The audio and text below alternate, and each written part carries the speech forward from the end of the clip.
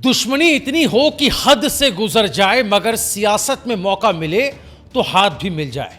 लेकिन जनाब, उत्तराखंड की राजनीति में कुछ अदावतें ऐसी हैं जो अब अमिट दाग बन चुकी है, और इनमें सबसे बड़ा नाम है हरीश रावत बनाम उमेश कुमार। जी हां, कांग्रेस के वरिष्ठ नेता और पूर्व मुख्यमंत्री हरीश रावत एक बार फिर 2016 के चर्चित स्टिंग ऑपरेशन वाले मामले को लेकर जांच के घेरे में आ गए। सीबीआई ने उन्हें 26 सितंबर को दिल्ली तलब किया, जहां उनसे पूछताछ होगी और उनकी आवाज का सैंपल भी लिया जा सकता है। हरीश रावत ने हालांकि अक्टूबर तक का समय मांगा है, लेकिन इस समन ने उत्तराखंड की सियासत में भूचाल ला दिया है। कांग्रेस इसे सीबीआई की राजनीति बता रही है, जबकि बीजेपी कह रही है सच सामने आएगा तो जनता जान जाएगी। और इधर सोशल मीडिया पर तो मानो फिर से 2016 का स्टिंग ऑपरेशन ट्रेंड करने लगा है। आपको याद दिलाते ये वही स्टिंग है जिसने उत्तराखंड की राजनीति में भूचाल ला दिया था, जिसके कारण आज तक कई तरह के सवाल उठ रहे हैं। चलिए अब लौटते हैं उस साल पर जिसने उत्तराखंड की राजनीति को हमेशा के लिए बदल दिया। साल 2016। हरीश रावत उस वक्त मुख्यमंत्री थे, लेकिन उनकी सरकार बहुमत के संकट में फंसी थी। विधानसभा में कुछ विधायक कांग्रेस से बगावत कर चुके थे और सरकार के गिरने का खतरा मंडरा रहा था। तभी सामने आया एक स्टिंग ऑपरेशन। वीडियो में हरीश रावत कथित तौर पर बागी विधायकों से सरकार बचाने के लिए सौदेबाजी की बात करते दिखे। बात पैसों की थी, विधायकों की कीमत की थी, सत्ता बचाने की डील की थी। ये वीडियो लाया कौन? सवाल ये है। तत्कालीन पत्रकार और आज कानपुर से निर्दलीय विधायक उमेश कुमार। जैसे ही ये वीडियो सामने आया, पूरे राज्य की राजनीति हिल गई थी। विपक्ष यानी बीजेपी ने इसे ब्रह्मास्त्र बना लिया। राज्यपाल को रिपोर्ट गई, केंद्र में हलचल बची और हरीश रावत सरकार थी उस पर संदेह का साया गहराने लगा।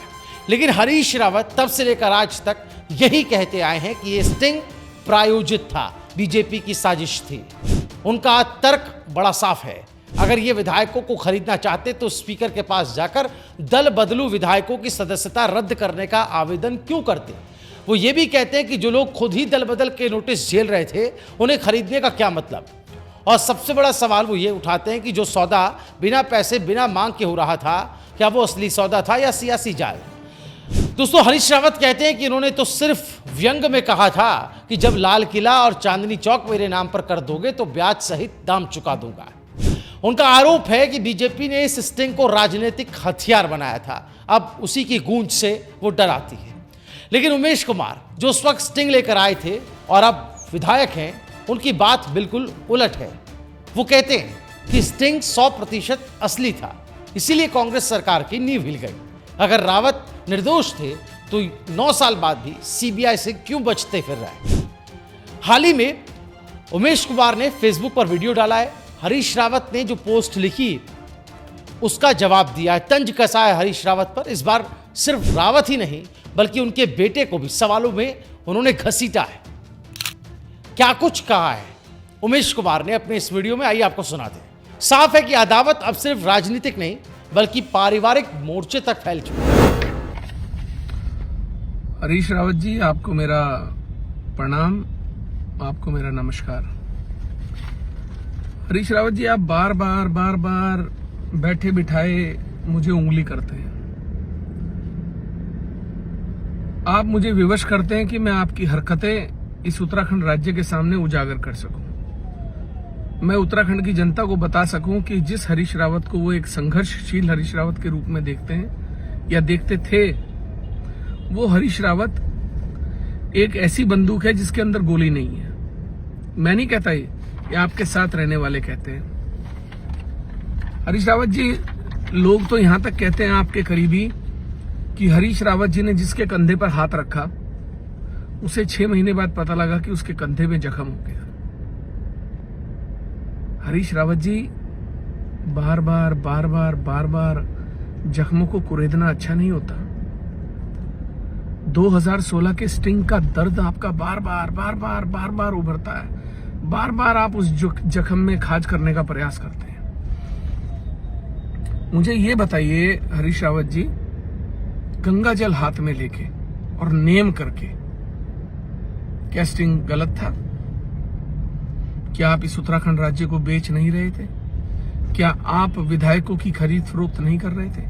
क्या आपने मुझसे ये नहीं कहा था कि यार आ जाएं मंत्री, जो कमाना है कमा लेंगे, मैं आंखें बंद कर लूंगा। आपने मुझे नहीं कहा था कि जितने जो पैसे तुमसे लगेंगे मैं उसे टॉप अप करके दे दूंगा। मोबाइल का रिचार्ज था क्या, टॉप अप करके दे देते। मैं आपसे ये कहना चाहता हूं कि लगातार आप कोदे झंगोरे की बात करते हो, आप ईमानदारी की बात करते हो, आप गाद गधेरों की बात करते हो। आप मुझे ये बताइए, मेरी संपत्ति से आपको दिक्कत होती है? और जो आपके बेटे वीरेंद्र रावत ने हलफनामा दिया था अभी 2024 के लोकसभा चुनाव में कि 14 करोड़ की संपत्ति है, ये कौन से गाद गंदोरे या कोदा झंगोरा बेच के आई है? आपका तो कोई व्यापार नहीं था, आपने तो सारी जिंदगी राजनीति की है। आपको तो जो मिली होगी 1-2 लाख रुपए तनख्वाह मिलती रही होगी सांसद या विधायक रहते हुए। आपके बेटे में ऐसे कौन से हल जोत दिए जिससे 14 करोड़ की संपत्ति खड़ी हो गई? हरीश रावत जी, जिनके घर शीशे के होते हैं वो दूसरों पर पत्थर नहीं फेंकते। और एक बात समझ लीजिएगा, मैं आपका गुलाम नहीं हूं या किसी का डरा और दबा हुआ उमेश कुमार नहीं है। मेरा नाम उमेश कुमार है और मैं संघर्षों से पैदा हुआ एक नाम हूं। मैं वो नाम हूं जिसने ईडी, सीबीआई, इनकम टैक्स, मुकदमे, राजद्रोह, देशद्रोह, जेल, ये सब झेले हैं। मैं कोई कमजोर व्यक्ति नहीं हूं और आज मेरे साथ जनता का प्यार, अपार स्नेह। मैं तो आप जैसे भ्रष्टाचारियों से जब लड़ा हूं जब मैं बिल्कुल अकेला था, जब मेरे साथ सिर्फ मैं और मेरा भगवान था। मैं तब आप लोगों से लड़ा, आप लोगों के खिलाफ लड़ा। ये लड़ाई कोई नई नहीं है दोस्तों। 2016 स्टिंग सामने आया, हरीश रावत ने इसे बीजेपी की साजिश कहा, उमेश ने इसे भ्रष्टाचार की पोलपट्टी बताया। 2017 का चुनाव, हरीश रावत ने उमेश को सियासत का सौदागर कहा। 2019-20 में उमेश ने कई मंचों पर रावत को भ्रष्टाचार का प्रतीक बताया। 2022 विधानसभा चुनाव, हरीश रावत ने उमेश पर पैसा लगाकर राजनीति करने का आरोप लगाया। 2023-24 दोनों में सोशल मीडिया पर एक दूसरे पर खूब तंज कसे, कभी ट्वीट कभी फेसबुक पोस्ट से। 2025 अब सीबीआई समन के बहाने पुराना जख्म फिर से खरा हो गया है। दोस्तों, इस ताजा घटनाक्रम पर कई तरह की प्रतिक्रियाएं भी आ रही हैं, बहुत तीखी प्रतिक्रियाएं हैं। कांग्रेस से शुरू करते हैं। कांग्रेस कह रही है सीबीआई बीजेपी की कठपुतली बन गई है, चुनाव से पहले बार बार हरीश रावत को घेरना इसका सबूत है। बीजेपी का तर्क है कि एक तरह से बीजेपी पलटवार कर रही है, कह रही है कि अगर रावत निर्दोष हैं तो जांच से क्यों डर रहे हैं, सच सामने आएगा तो जनता जान ही जाएगी। वहीं सोशल मीडिया पर जनता की बात करें तो दो धड़े बन चुके हैं। एक जो कहता है कि ये सब राजनीति है, असली मुद्दों से ध्यान भटकाने का एक जरिया है। दूसरा कहता है कि भ्रष्टाचार पर कार्रवाई होनी चाहिए, चाहे वो कोई भी हो। अब यहाँ असली सवाल दोस्तों ये है कि क्या 2016 का स्टिंग असली था या साजिश? सवाल ये भी कि अगर असली था तो 9 साल बाद भी कार्रवाई क्यों अधर में लटकी है? सवाल ये कि अगर साजिश थी तो फिर कांग्रेस इसे पूरी तरह साबित क्यों नहीं कर पा रही है? क्या सीबीआई वाकई दबाव में काम कर रही है या फिर नेताओं ने जानबूझकर इस केस को लंबा खींचा ताकि इसे सियासी कार्ड की तरह इस्तेमाल किया जा सके? सवाल ये भी है सबसे अहम कि जब राज्य में बेरोजगारी, पलायन, आपदा, शिक्षा और स्वास्थ्य जैसे मुद्दे पर, पेपर लीक जैसे मुद्दे पर नेताओं का एजेंडा क्या सिर्फ स्टिंग और सोशल मीडिया की लड़ाई रह गया है? दोस्तों, राजनीति में आरोप प्रत्यारोप सामान्य है, लेकिन जब यह आरोप व्यक्तिगत छींटाकशी में बदल जाए तो लोकतंत्र को चोट पहुंचती है। हरीश रावत अनुभवी नेता जिनके पास दशकों का अनुभव है। उमेश कुमार एक ऐसे विधायक जिन्होंने पत्रकारिता से राजनीति में एंट्री ली और खुद को सिस्टम का खुलासा करने वाला बताया। दोनों अपने अपने पक्ष में तर्क रखते हैं, दोनों अपनी सियासी जमीन पक्की करना चाहते हैं, लेकिन जनता के नजरिए से देखें तो ये जंग बस एक और मनोरंजन का अखाड़ा बन गई, जहां नेता बयानबाजी करते हैं, पार्टी ताली बजाती है और जनता सोचती रह जाती है कि हमारे असली मुद्दे क्या है। यानी तस्वीर साफ है, उत्तराखंड की राजनीति इस वक्त 2016 के स्टिंग के ही भंवर में फंसी हुई। हरीश रावत के लिए यह उनके करियर का सबसे बड़ा इम्तिहान है। उमेश कुमार के लिए उनके राजनीतिक वजूद का प्रमाण है। बीजेपी और कांग्रेस के लिए ये चुनावी मोहरा है और जनता के लिए बस एक और सियासी ड्रामा जिसमें असली मुद्दे फिर से कहीं पीछे छूट जाते हैं।